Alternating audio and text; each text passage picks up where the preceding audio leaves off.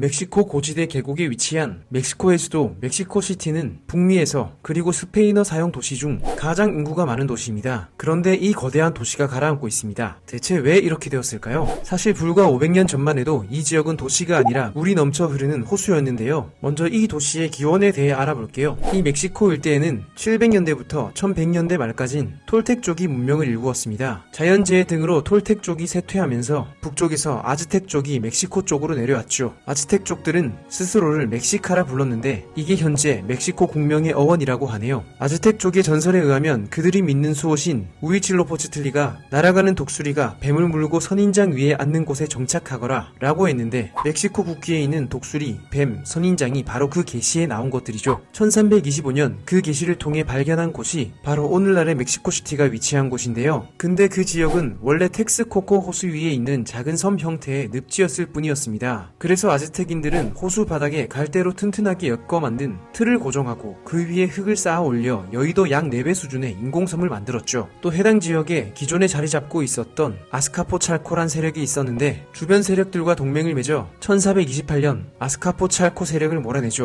이때 동맹을 맺은 아즈텍, 텍스코코, 타쿠바가 아스테카 왕국으로 발전한 것입니다. 그리고 아스테카 왕국은 점차 영향력을 키워갔고 더 많은 땅을 정복하고 약탈하며 정복지로부터 착취한 수많은 곡물을 통해 엄청난 부를 축적했죠. 아즈텍 쪽은 내 너희들을 이 세상 어디서나 왕으로 만들 것이니 너희가 왕이 되는 날 모든 족속이 곡물을 바치리라 라는 수호신 우이칠로포츠틀리의 예언이 실현되었다고 믿으며 그들이 세상의 중심이라 생각했습니다. 1500년대 목테수마 2세 치하에선 최대 영토를 다스리게 되고 현재 과테말라 국경에 이르는 광활한 땅을 다스리게 되죠. 이때 중앙아메리카 대부분을 지배하는 강력한 제국으로 성장한 아스테카 왕국과 마찬가지로 중심 도시였던 테노치티틀란의 위용도 대단했습니다. 20만 명 이상의 사람들을 부양할 수 있는 큰 섬이 되었으며 하루 2만 명의 시민이 왕래하는 대규모 시장, 섬의 특성상 식량 조달이 어려운 점을 해결하기 위해 땅 사이 수로를 만들어 옥수수나 호박을 키우는 치남파라는 매우 생산적인 수경농법도 개발했죠. 또 인공섬은 미관적으로 아름다워 훗날 스페인 정복자들은 이 테노치티틀란을 아메리카의 베네치아라고 불렀기도 했는데요. 보시는 것과 같은 호수에 만든 인공섬의 형태는 사방으로 쳐들어오는 외적을 막을 수 있는 천년 요새이기도 했죠. 이렇게 찬란했던 아스테카 문명도 허무하게 종말을 맞이하게 되는데요. 아스테카 문명이 최고의 황금기를 구가하던 16세기 잠시 바다 건너 스페인으로 시선을 옮겨볼까요? 스페인의 코르테스는 1504년 현재 도미니카 공화국이 위치한 히스파니올라 섬으로 첫 원정을 떠나고 1511년 쿠바를 정복해 세상의 이름을 떨치죠. 그리고 1519년 코르테스는 탐험대를 꾸려 유카탄 반도에 상륙하고 그곳에서 황금이 넘치는 아스테카 왕국의 존재와 호수 위 테노치티틀란에서 군림하는 목테수마 2세에 대해서도 알게 됩니다. 당시 중미 지역은 대부분의 지역이 아스테카 왕국의 영향력 안에 있었는데요. 아스테카 왕국에 복속된 부족들은 엄청난 곡물과 희생자를 바치며 불만이 절정에 달해 있던 때였죠. 특히 태양의 소멸을 통한 종말을 피하기 위해 아즈텍인들은 태양신에게 제물을 바쳐야 한다고 믿었는데 제물은 바로 산 사람의 심장이었습니다. 아즈텍인들은 부족들을 복속하고 그때마다 포로를 잡아 인신공양 제사를 했는데 이렇게 잡아 죽인 포로만 연간 2만 명에 달했죠. 주변 부족들의 불만이 클 수밖에 없었겠죠. 이 점을 노린 코르테스는 불만 세력들과 손을 잡고 테노티치틀란으로 쳐들어가게 되죠. 그때 목테수마 2세는 한 가지 예언을 믿고 있었는데요. 케찰코아트리라는 신이 언젠가 금발의 흰 덕수염을 기른 모습으로 돌아오겠다고 약속한 신하였죠. 그런데 갑자기 금발의 백인인 코르테스 일행이 목테수마 앞에 나타난 것입니다. 신하가 현실이 된 것으로 믿은 목테수마 2세는 적군인 스페인군을 오히려 두 팔 벌려 환영했죠. 하지만 코르테스는 아스테카 왕국을 공격했고 계속된 충돌과 함께 스페인 원정대가 들고 온 공포의 전염병 천년두가 아즈텍인들을 초토화시켰습니다. 결국 스페인과 10만 명이 넘는 주변 원주민 연합군들이 함께 아즈텍군을 공격하여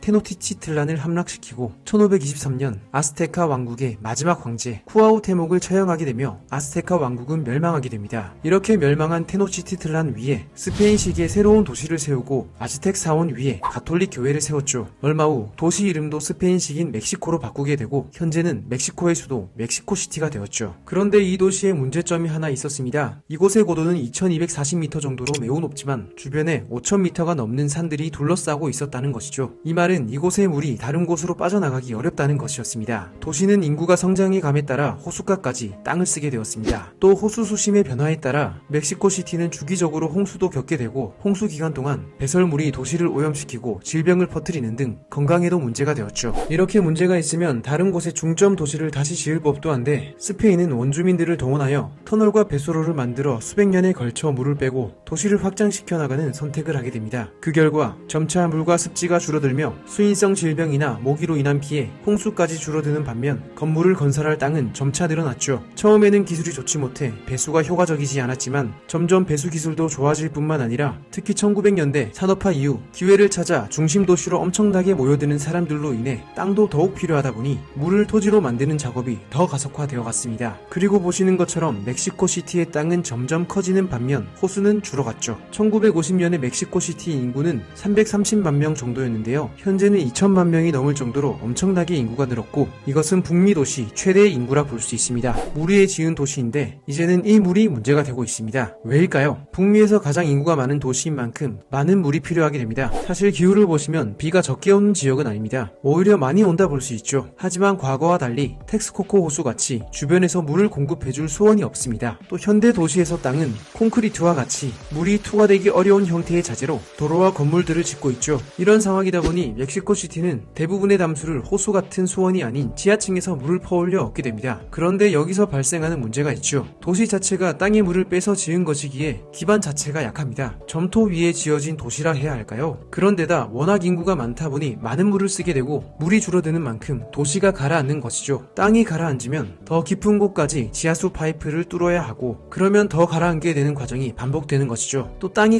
가라앉으면서 땅에 있던 파이프가 터지게 되고 그러면 새는 물이 많아져 지하수 공급의 효율을 떨어뜨리는데 이런 과정들도 악순환되는 것이죠. 20세기 동안 이미 수십 미터가 가라앉았고 이번 세기 20m에서 최대 30m 정도까지 가라앉을 수 있다고 보고 있습니다. 그리고 여기에 또 다른 문제가 있습니다. 얼마 전 소개해드린 칠레와 마찬가지로 이곳 또한 코코스판과 북미판이 만나는 지역으로 불의 고리에 속해 있어 지진이 자주 발생하는 지역이죠. 지진이 발생하면 이 모래와 흙 위에 세워진 도시의 점토 같은 기반은 과장일 수 있겠지만 마치 액체처럼 흔들릴 수 있게 된다는 것입니다. 실제로 1985년 규모 8의 지진이 있었는데요. 이때 수백 채의 건물이 붕괴함과 동시에 1만 명 이상이 사망했습니다. 어마어마한 피해죠. 멕시코는 이런 부분을 해결하기 위해 주변의 다른 호수에서 물을 끌어오는 방법도 쓰고는 있지만 아까 말씀드린 것처럼 최대 높이 5,000m 이상에 이르는 산들이 둘러싸고 있는 만큼 변화무쌍한 지형의 파이프를 건설하여 물을 끌어다 쓰는 방법은 에너지 손실이 매우 크고 돈이 많이 들며 고장나도 수리가 어렵죠. 그래서 실제로 제대로 작동하지 않거나 효율이 매우 낮은 파이프가 여전히 많다고 합니다. 지역에 따라 하루 몇 시간만 물을 틀 수 있거나 다른 지역에서 트럭을 통해 물을 옮겨오거나 가정마다 물탱크를 설치하는 등 여러 방법들을 쓰고 있는데 이 역시 비효율적이거나 비용과 공간이 많이 드는 방법들이죠. 또 기후변화로 인해 2050년이 되면 멕시코시티의 강수량이 10에서 20% 정도 줄어들 것으로 예측되고 있는데요. 점점 더 가뭄은 심각해질 것으로 보입니다. 비슷하게 땅이 꺼지고 있는 도시로 인도네시아의 자카르타가 있으며 최근 수도를 보르네오 섬 쪽으로 옮긴다고 공식 발표하기도 했죠.